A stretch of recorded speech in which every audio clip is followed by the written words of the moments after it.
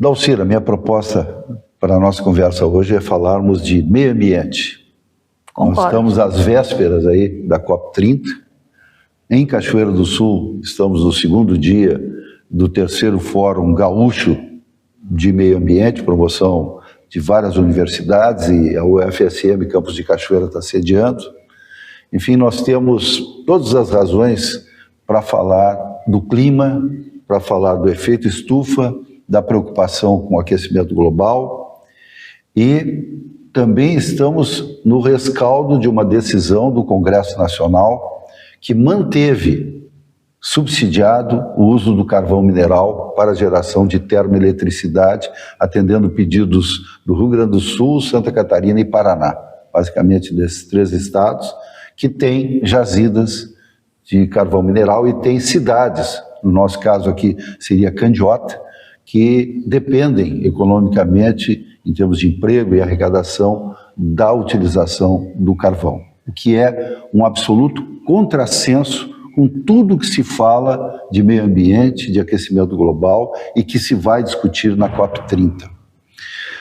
A preocupação geral, e nós tivemos a oportunidade aqui na Rádio Vale FM do Grupo FAM, de entrevistar pessoas, personalidades ligadas a essas entidades ambientalistas de âmbito internacional, que deixaram bem claro que o Brasil faz uma opção contraditória, tem um discurso que fala em preservar a Amazônia, em buscar transição dos combustíveis fósseis de forma justa para as energias renováveis, especialmente a eólica e solar, mas, na verdade, a prática é furar poços de petróleo na Amazônia, especialmente na foz do Amazonas, ali no Pará e em direção ao norte do país, mais norte do país, e manter subsídios volumosos por mais 15 anos para a queima do carvão. Na verdade, damos um passo para frente, 2, 3 para trás. Existe sempre aquela coisa, e nós estamos preservando o meio ambiente. Quando na prática, se a gente for ler nas letras miúdas de leis, decretos, enfim, a gente vai ver que a situação não é bem assim. Quem tem acompanhado os telejornais, de TVs abertas, de blogs, sites, etc., falando sérios, tem visto séries de matérias, né, jornalísticas, com base, com dados, para ver que nós estamos caminhando para um rumo absolutamente perigoso. Se nós continuarmos nesse volume de desmatamento, de queimadas, de exploração sem controle, porque quando se começa a explorar uma jazida de carvão, nós já tivemos esses exemplos há pouco tempo, né? Nós vamos para onde? Qual é? Ah, não, porque é fiscalizado, porque hoje, modernamente, a gente tem condições de entregar um ar mais puro, mas... Será?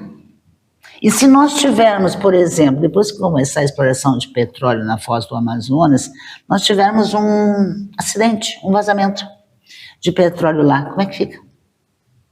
Se nós tivermos, de novo, continuarmos tendo esses extremos de sul a norte, sudeste, como é que nós vamos ficar, vamos viver de quê e como? Nós tivemos as enchentes no Rio Grande do Sul, aqui no sul, nós tivemos as queimadas no Mato Grosso do Sul, nós tivemos queimadas no Cerrado que liquidou com aquela área, matando gente, matando bicho, matando o que encontrou pela frente, porque fogo, você sabe, é incontrolável. Agora, o que nos resta esperar do futuro, e essa tem que ser a pergunta, o que nós queremos para o futuro? Dinheiro, desenvolvimento, ou simplesmente mantermos as coisas como estão, sem nos preocupar com o que estamos deixando, no caso, para os nossos netos? Eu acho que é importante ressaltar, nós temos que ter isso em mente, nós que somos da área da comunicação, de que a ciência humana, o atual estágio que nós vivemos, e nem é coisa recente, mas a aplicação que se dá para energia elétrica nos automóveis, que se pode dar ainda nos motores a combustão utilizando biocombustíveis, E agora o Brasil está na fase de produzir etanol a partir de grãos, especialmente do milho, mas não apenas do milho, da fermentação desses grãos. Então, nós temos condições de substituir 100% do diesel e da gasolina num prazo relativamente curto, independendo dos derivados do petróleo. Então, as soluções estão aqui. O carro elétrico é uma realidade e chegam a preços já competitivos, fabricados por outros países, então é uma questão de opção, de transição. E o pessoal fala, fazer a transição.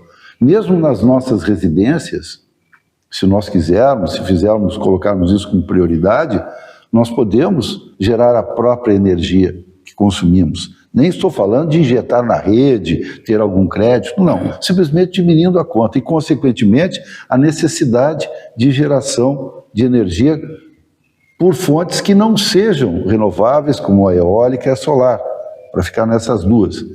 Temos também enormes lixões, Brasil afora, que geram metano, que é um gás que pode ser canalizado e utilizado também para geração de energia, através de turbinas movidas a gás, e que poluem muito menos. E esse gás, ele já está presente na atmosfera pela própria decomposição das matérias orgânicas desses lixões. Então, alternativas nós temos, nós não somos nem física, nem tecnologicamente dependentes do petróleo. É que tem uma indústria que ganha muito dinheiro nisso e resiste às mudanças, que num passado recente, né, Dalcia, conhece bem esse caso, mentia que queimar combustíveis fósseis não geraria um efeito estufa, que está presente, que está para nós. O último dado do boletim meteorológico do campus da UFSM de Cachoeira do Sul, assinado pela professora Zanandra Boff de Oliveira, dá conta que o mês de outubro, em Cachoeira do Sul, foi 1,05 grau mais quente do que a média histórica de Cachoeira do Sul. Não chegamos a 1,5 grau, que é a média mundial, mas já demonstrou que os padrões de aquecimento estão postos aqui, no nosso quintal. Não é lá na Europa, não é na África, não é na Amazônia, é aqui, em Cachoeira do Sul. Só para ilustrar, quando eu morava na João Leitão, aqui na Avenida João Leitão, quase em frente à igreja de Santa Terezinha, tinha uma extremosa real lá, uma acácia real, enorme, mais de 50 anos, na frente da igreja. Uma delícia, chegava meio-dia, aquele sol ardido do meio-dia, aquela acácia formava aquela copa maravilhosa e conseguia, inclusive, refrescar o ar dentro da igreja, porque bate sol a tarde toda na igreja de Santa Terezinha. Quando foi um dia, a senhora que responde pela igreja mandou cortar aquela acácia. Mais de 50 anos aquela acácia estava lá. A diferença na temperatura da quadra foi brutal no outro dia. Isso sem falar dos passarinhos que choravam os ninhos, né? Enfim, as pessoas que saíam da escola ou da própria igreja que ficaram sem aquela sombra maravilhosa. Mas a diferença nas nossas casas, naquela quadra entre a esquina da General Portinho, onde está a escola, a esquina da igreja, olha, eu não quero medir para vocês, mas não deu para medir, mas assim, no mínimo a diferença foi de uns 2, 3 graus, naquele horário do meio-dia, por falta dessa árvore. Uma árvore. Agora você imagina todo mundo desmatando, todo mundo cortando árvore e não replantando árvore, todo mundo jogando fumaça e poluentes no ar.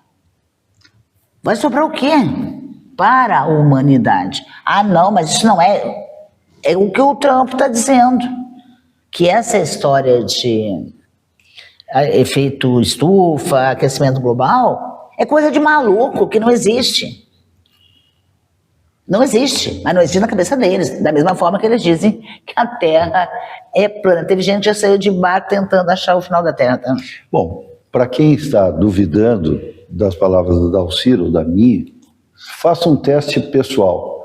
Olha o que acontece se o senhor, a senhora que está nos ouvindo tem automóvel, olha o que acontece na busca de vagas durante o verão. Agora nós estamos já nos encaminhando aí para o verão, né? Quando a pessoa vai encostar o carro, vai estacionar o carro, se não é uma disputa enorme por alguma sombra de árvore na beira da calçada. Então, essa é a maior prova de quanto isso é importante. E já que mencionaste a vegetação de Cachoeira, que ela é abundante se comparado em outros lugares, né? Nós não podemos nos queixar, embora faltem alguns pontos, nós estamos num tempo muito bonito. E quem andar na Praça José Bonifácio, quem olhar os fundos do Colégio Marista Roque, e em vários lugares da cidade, nós estamos com a floração do jacarandá, que é uma flor roxa e cai em grande quantidade e forma um tapete roxo muito bonito. Vale a pena ver, tem uma árvore jovem, a Praça José Bonifácio, que se vê da Rua 7 de Setembro, que está maravilhosa. Acho que a gente tem que começar, para melhorar o nosso astral, a olhar um pouco para cima, para a copa das árvores e até além disso, e parar um pouco de olhar só os buracos que infelizmente existem um número expressivo Agora, nas ruas de Cachoeira. Estou esperando também a Secretaria do Meio Ambiente, o secretário André, saber quando começarão a ser plantadas novas árvores pelas ruas da cidade. As tipuanas foram condenadas ao longo do tempo, por falta de preservação, por falta de cuidado, por podas erradas, e todo um histórico a gente sabe que acabou dando no que deu. As tipuanas cortadas aí, elas estão podres, elas estão sem massa por dentro, né? Estão viradas só numa casquinha e etc. Mas e as novas? Quando é que vão começar a ser plantadas? Uma árvore não cresce de um dia para o outro.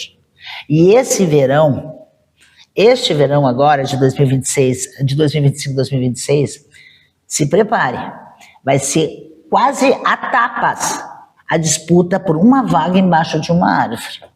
Porque não tem, aqui no miolo, onde foram retiradas as tipuanas, não tem tipuanas. Tanto é que os taxistas ali da Praça Baltazar saíram da frente do antigo fórum e foram para o outro lado da praça, em frente ao Chateau d'Eau, porque quando cortaram as tipuanas ali, não replantaram.